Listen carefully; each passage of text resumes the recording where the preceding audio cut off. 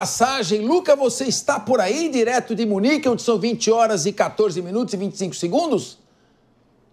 Tô sim, Capeta. Opa! Ô, Luca, deixa eu te perguntar uma coisa. Os Estados Unidos está peitando, é a maior economia do mundo, 29 para 30 trilhões de dólares de PIB, tá tudo dolarizado, uma potência nuclear, militar, manda no mundo. Mas tem uma coisa, meu amigo. O maior credor dos Estados Unidos é a China. Tem uns 800 bi aí em C-bonds aí do Tesouro Americano. Depois vem o Japão, vem o Reino Unido e agora eu bato no peito. E o Brasil, que é o quarto maior credor dos Estados Unidos. Isso tem alguma relevância? A China está tirando muito dinheiro, vendendo muito papel americano para aplicar ali na Rota da Seda, o sistema Belt and Road. Com a sua avaliação, será que isso pode provocar uma reação dos países atingidos e começar a vender a preço de banana papéis americanos? Isso pode redundar numa recessão americana? E uma recessão americana, meu amigo, é uma gripe cavalar. Quero te ouvir. Exato, uma recessão americana é uma recessão global, né? Grande parte das grandes crises econômicas da nossa história do século XX e XXI tiveram o seu início ou um passo importante dentro dos Estados Unidos da América, só para pegar duas das mais icônicas, a crise de 29, que foi devastadora em Nova York com o crack da Bolsa e repercutiu aqui na Europa, sendo um dos motivos do empobrecimento da Alemanha e que faria esse revanchismo surgir para iniciar a Segunda Guerra Mundial, no aspecto econômico, é claro, e também a crise de 2008, que não podemos nos esquecer que teve papel fundamental dentro dos Estados Unidos. É bom a gente dizer, Capês, que essa é uma crise que também pode gerar uma grande desconfiança em relação aos Estados Unidos e colocar toda essa confiabilidade, essa credibilidade que foi construída por muitas décadas, simplesmente como algo não tão fácil de se seguir, algo que os países escolham talvez outras alternativas. Vale dizer apenas uma informação que muitos de nós jornalistas trouxemos de maneira errônea ontem, é que as tarifas aplicadas para a China não são de 125%, mas de 145%. A Casa Branca, ela clarificou esses dados hoje, um pouco antes dessa reunião de gabinete, dizendo que os 125 anunciados ontem são acima daqueles 20% que já vinham sendo praticados antes do tarifaço. Então, realmente, 145% é uma tarifa extremamente alta e que fez com que grande parte dos mercados asiáticos não respondessem bem e nem mesmo os mercados dentro dos Estados Unidos. Os índices, se a gente pegar a Nasdaq, Dow Jones, pegar o S&P 500, todas essas importantes indicadores que mostram como está a saúde da economia americana, logo em seguida já caíram consideravelmente até acima da subida que tiveram ontem após o recuo de Trump. Então, agora estão aí na faixa dos menos 4%, menos 5%, até menos 6,5%, por exemplo, a Apple, agora há pouco antes de entrar no ar, que eu vi. Em relação à sua pergunta, é bom a gente dizer que a crise do multilateralismo também acaba sendo uma crise para a credibilidade que tem os Estados Unidos, seja geopoliticamente, como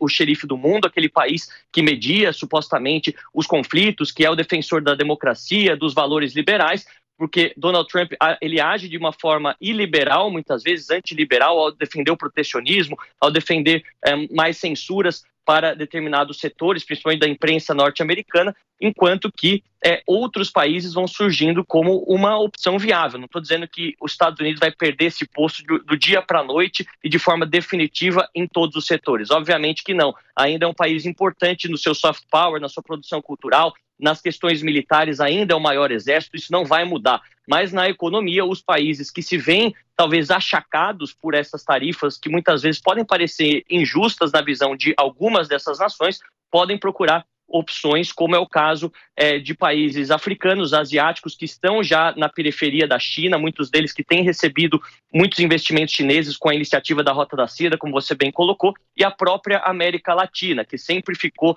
pelo menos durante a Guerra Fria, com exceção de Cuba, de alguns países, Nicarágua, que estavam alinhados com a União Soviética, todo o resto da América Latina sempre foi mais próximo dos Estados Unidos, e agora, vendo-se uma situação desvantajosa, poderia procurar aliados no Oriente. Então, o Brasil, ele ainda analisa o que fazer, mas os Estados Unidos podem perder em parceiros importantes e perder também essa chance que o mundo sempre os dá comprando os seus títulos da dívida, como você bem colocou, o Brasil, o Japão, a China, a União Europeia, países que agora buscam alternativas. Por enquanto, aqui na Europa, se posso apenas concluir falando de onde eu estou e onde eu estou acompanhando melhor a reação dos mercados, a União Europeia fez um passo atrás, assim como os Estados Unidos, também cancelou aquelas taxas recíprocas de 25%, e busca agora um caminho do meio. Tudo indica que isso poderá ser liderado já na semana que vem, quando o novo chanceler aqui da Alemanha, o Friedrich Merz, assumir. Ele que é um senhor que trabalhou muitos anos no mercado financeiro, tem bom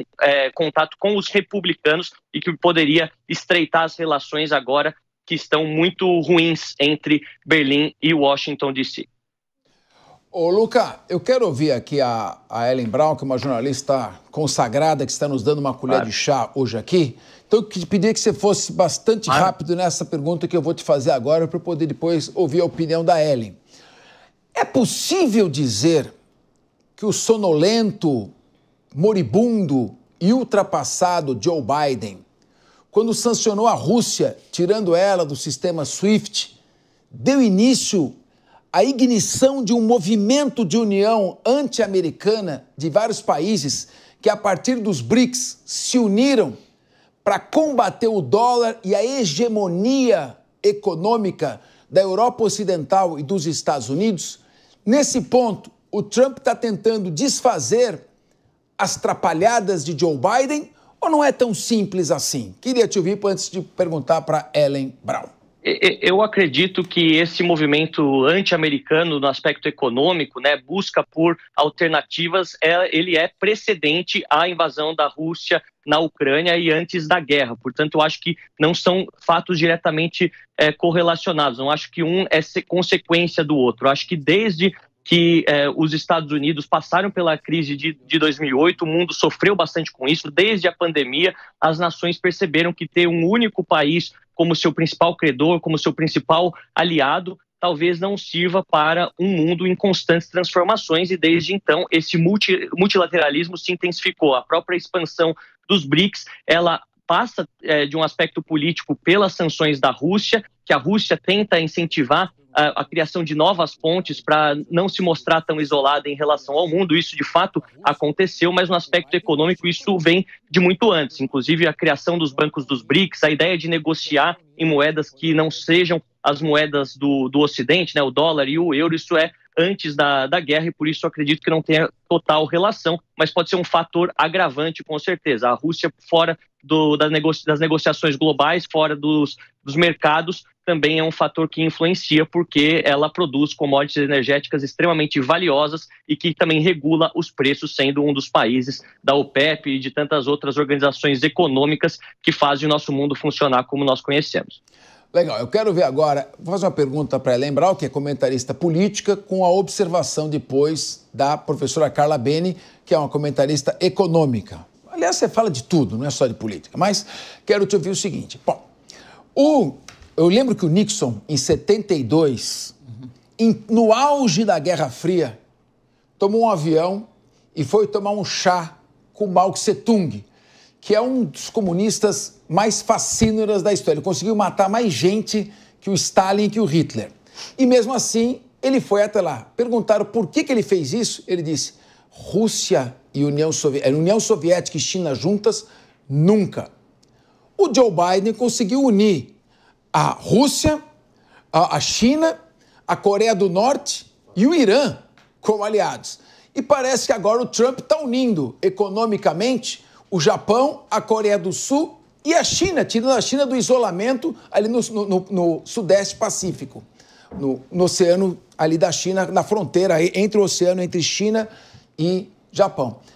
Qual a sua avaliação? Eles estão fazendo tudo ao contrário, tudo errado? Ambos, eu queria te ouvir com o comentário da professora Carla Beni. O Capês está mencionando essa retomada do acordo, que era lá de 2012, de livre comércio, né, entre a Coreia do Sul, Japão e China, que são rivais históricos na região e que agora, depois das ações do Trump, voltam a retomar esse assunto. Agora, eu quero aproveitar o Nixon, quero aproveitar o seu Nixon aqui e discordar um pouquinho do senhor, coronel, no seguinte sentido. O coronel disse, o Trump ele é imprevisível. Eu diria que ele é muito previsível dentro da sua imprevisibilidade. E isso não é novo. É uma teoria do Nixon que chamava a teoria do louco, né? O Nixon usava isso para poder fazer seus jogos. Lá no Trump 1, vamos dizer assim, a Economist sempre dizia, né, que o Trump tinha aquela estratégia de fazer uma ameaça, alcançar algum tipo de acordo e imediatamente declarar a vitória, independentemente do que ele conquistasse ali diante daquela ameaça. O que está acontecendo hoje, me parece que é justamente isso. E aí, Capeza, eu quero aqui só ponderar, porque eu sei que você, eu acho que o Coronel tem uma visão de mundo um pouco divergente da minha nessa leitura, né, que a gente faz, porque eu acredito que esse discurso de isolar a China, né, é um discurso que funciona muito bem para a base trumpista, mas, na verdade, não é isso o que o Trump está fazendo. O Trump está, com essa política que ele vem colocando desta vez, primeiro, tentando concentrar poderes, né, porque quem precisa agora dialogar tem que ir direto a ele, depender de um certo imperialismo trumpista. E 2, ele está tentando fazer uma divisão de mundo com esses players que tem muito mais afinidade com ele do que parece, ou seja, Putin, Xi Jinping, e a China sai ganhando nisso. Então, se o discurso é esse, se o discurso para sua base interna é a China é o nosso inimigo, precisamos isolá-la, o que está acontecendo não é isso. A China, na verdade, está saindo como um grande parceiro, muito mais confiável e estável nesse momento. Só rapidamente, hoje eu estava ouvindo o Paul Krugman falando que conversou com algumas pessoas do gabinete do Trump, e aí ele disse assim: não para em pé, porque ele diz que tem que isolar a China, mas a China está ficando bem. Você tem que reindustrializar os Estados Unidos, tem que fortalecer a América great again, mas você tira da América todos os mecanismos que permitiam que ela ficasse grande, né? Como a OTAN, como os organismos multilaterais. E aí, a resposta que ele teve de um membro grande ali do gabinete foi: a gente precisa confiar na intuição e instinto do nosso presidente. Então, quando ele fala em estratégia, que me parece, né, vocês dizem, olha, não, ele tem uma estratégia, tentar não deixar com que o BRICS fique grande e tal, me parece que é um pouco superestimar a forma como ele age. Olha, a nossa querida Ellen Brown discordou da minha visão, mas eu quero concordar com ela. Eu acho que o que ela falou tem muito sentido. Eu queria ouvir a opinião da professora Carla Bem no seguinte sentido. Claro que o Trump, para agredir essa organização de países, esse multilateralismo, ele começa a incitar e estimular as relações bilaterais. É verdade. Agora, professora Carla, a observação da Ellen é a seguinte: no momento em que ele também começa a botar fogo no parquinho, é possível que os pequenos procurem o grande, que é a China, para tentarem juntos e unidos apagarem o incêndio. Será que um dos efeitos colaterais não pode ser, ao invés de dividir, a estratégia unir ainda mais? Eu costumo falar que da onde os Estados Unidos se afasta, a China se aproxima.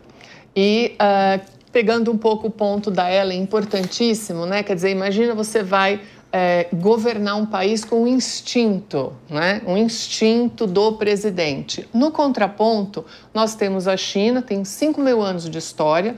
É só olhar essa semana os discursos sobre soberania, sobre diplomacia, a forma que a China se manifesta a respeito dessas tarifas. E um ponto importante, a China está há mais ou menos 7, 8 anos fazendo uma mudança interna dela, já esperando na possibilidade do Trump ganhar.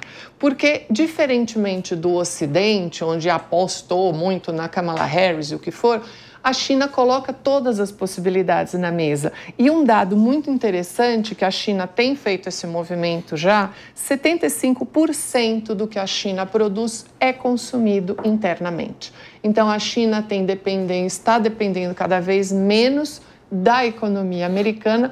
O motor de acumulação dela mudou, saiu do setor externo e está no setor interno. E ela anunciou 14 pacotes fiscais até o final desse ano, começando o ano, inclusive, com o aumento do salário dos funcionários públicos, justamente para dinamizar a demanda interna. Então, eu acho que o instinto do Trump é um pouquinho só menor do que o plano estratégico da China.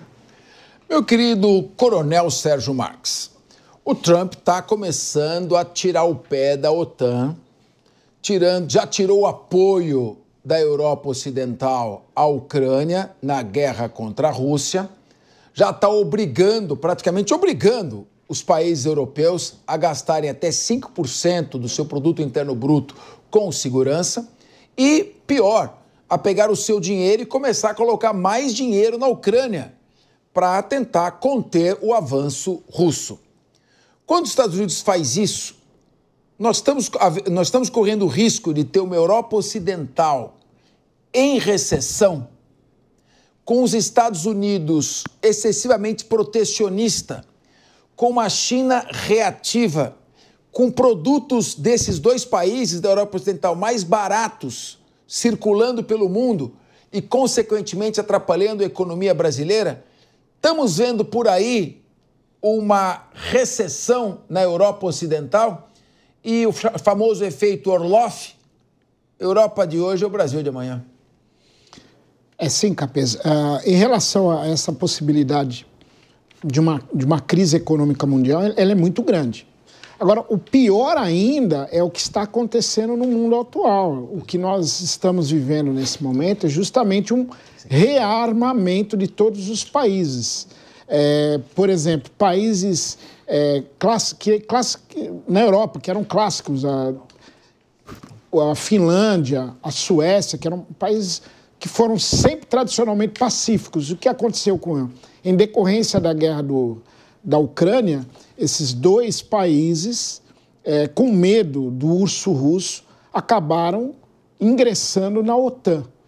Quer dizer, eram países que eram muito tranquilos, mas eles ingressaram na OTAN.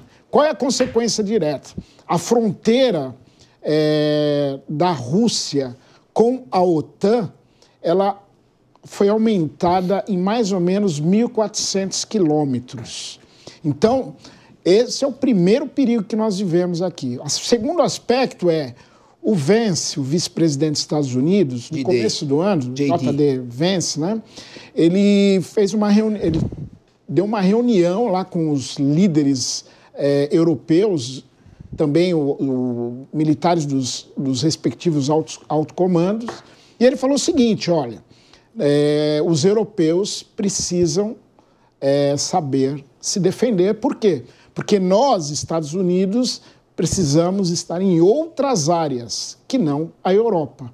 Daí, automaticamente, todos os países europeus entenderam, principalmente os membros da OTAN, são 32 países membros da OTAN hoje, eles entenderam o recado, todos estão aumentando o percentual do PIB em defesa. O primeiro deles já é a Polônia. A Polônia, naturalmente, já está em 4,7% do PIB em defesa. A Polônia, porque a Polônia tem um horror à Rússia, né? Então, o que acontece? Existe uma militarização, um aumento, uma paz armada que nós estamos, nesse momento, desenvolvendo. A própria Coreia do Sul, ela pode, sim, produzir um artefato nuclear como arma de guerra. O Japão já mudou a Constituição, que era as Forças Armadas, eram forças de defesa apenas, hoje já tem uma visão maior. Então, o que acontece? O único país que está cochilando nessa área de defesa é o Brasil, que em torno de 1,1%, 1,2% do PIB do Brasil é gasto em defesa, mesmo sabendo que nós temos uma fronteira terrestre gigantesca, nós temos a Amazônia Azul, nós temos um belicoso Maduro na Venezuela, que quer conquistar parte da Guiana, similar ao que acontece da Rússia com a Ucrânia. Então, nós estamos num mundo perigoso, não só no aspecto econômico, mas sim também no aspecto de defesa, porque todos os países estão se rearmando até os dentes. É isso aí. A Polônia deve ser aí o segundo maior exército da OTAN, se ela continuar investindo. Você lembrou bem, o horror que ela tem da Rússia vem desde setembro de 1939, quando a Alemanha nazista de Hitler invadiu metade. Sim. E a União Soviética comunista de Stalin, a outra metade. Dois líderes igualmente sanguinários. O Churchill e a França declararam guerra somente contra a Alemanha.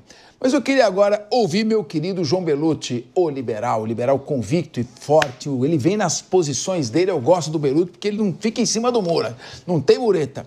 Ô Bellucci, vamos falar então do Brasil. Olha o cenário que nos aguarda. Uma Europa caminhando para a recessão, uns Estados Unidos com risco de recessão, quase deram default, calote na época do Joe Biden. Uma China atrapalhada, porque a guerra da Ucrânia impede que ela avance pela Europa com estradas de ferro, com linhas de comunicação de suprimento. E o Brasil nessa, torrando dinheiro público e não torrando dinheiro público em investimento. Torrando em bens de consumo, em políticas meramente assistencialistas, mas sem um assistencialismo que dê condições para a pessoa sair daquela dependência. Como você vê a questão da dívida pública brasileira, a Beni está aqui para qualquer coisa, me corrija, mas já estamos com mais de 7 trilhões de reais, vamos pagar 1 trilhão só esse ano, só de juros. O déficit fiscal continua aprofundando, por mais que a gente tente algumas reversões nos últimos meses, estamos gastando bastante e parece que a atual secretária de Relações Institucionais, que era presidente do partido, dizia tem que gastar mesmo, principalmente em ano eleitoral. Como fica a posição do Brasil e do brasileiro que está nos assistindo diante desse quadro de possível recessão mundial? Pois é, Capês, como você bem colocou, em teoria o Brasil é um país rico, por mais que o déficit seja maior que as reservas, tem essas reservas que nos garantem. Agora, a resposta brasileira, vamos lembrar que o Senado se reuniu, parte ali do Senado, de uma comissão, para falar, se o Trump vier com tarifa, a gente vai retalhar. Eles fizeram uma burocracia, um documento público, para falar o que já existe, que é a soberania brasileira. Então, falou, se vier uma tarifa, a gente vai retalhar. Então, foi assim, mais um gasto de dinheiro público do Senado, que vem cumprindo um papel lamentável nesses últimos anos de governo Lula. Agora, o que está por trás dessa história toda como vocês colocaram, é a nova ordem mundial. É quem vai dominar a tecnologia, quem vai dominar as cadeias de produção, e é isso que o Trump está tentando, alinhado com o que ele prometeu. Uma coisa é a campanha, quando você está em campanha, você vai resolver o mundo em uma frase, né? Tudo é maravilhoso. Agora, quando você se depara com a máquina na mão, aí você tem esse chamado deep state, enfim, que atua ali, você não tem tanta margem, como fica bem claro nesses recuos dele, que ele trata até os recuos como vitória, mas nem sempre o são. E mencionando o liberalismo que você mencionou, Capês, o Trump não me parece que ele se colocou como liberal, ele sempre se declarou bastante protecionista mesmo nesse sentido, não falou no momento, vou zerar tarifas em todos os países, facilitar o comércio, pelo contrário, sempre falando dos Estados Unidos. Falou muito pouco do Brasil, né? Muitos parlamentares brasileiros apoiaram bastante Trump, mas me parece que a recíproca até agora tem sido quase zero por parte do governo americano com relação aos brasileiros. E o que é curioso nisso tudo, Capês, é que o Trump agora está no segundo mandato, né? Ele teve um vácuo lá de 4 anos, e o Putin, por exemplo, o Vladimir Putin na Rússia, ele já passou pelo Joe Biden, pelo Obama, pelo Trump 1, agora Trump 2. E o Xi Jinping também, que desde lá... Pegou até o Clinton, pegou o Clinton. Sim. Então, ou seja, ele é uma coisa desigual. O Trump precisa dar uma resposta, porque depois ele tem uma eleição que ele não pode concorrer, mas o seu partido poderia. E do outro lado, eles têm bastante calma, né? A China tem uma paciência enorme, historicamente, a Rússia também, assim, no longo prazo, me parece que eles estão ganhando mais. E o Brasil, como o Coronel falou perfeitamente, precisa se militarizar, né? A Polônia deu o recado, a Rússia não vai parar ali, né? Já investiu nas suas forças armadas. E o Brasil, com essa fronteira gigante, cada vez o exército mais inexistente, podemos dizer assim, né? A gente tem uma fronteira gigante, o Brasil é passagem de armas, de drogas, e o mundo inteiro se rearmando, porque o que garante a paz, não é, Capês, é a arma, infelizmente. Eu tinha um professor de Direito Internacional Público que falava, quem não tem canhão não tem direito no direito internacional. Até porque só existe justiça entre forças com poderes simétricos, nunca entre forças assimétricas. Ali é o mais forte que diz o que é o certo.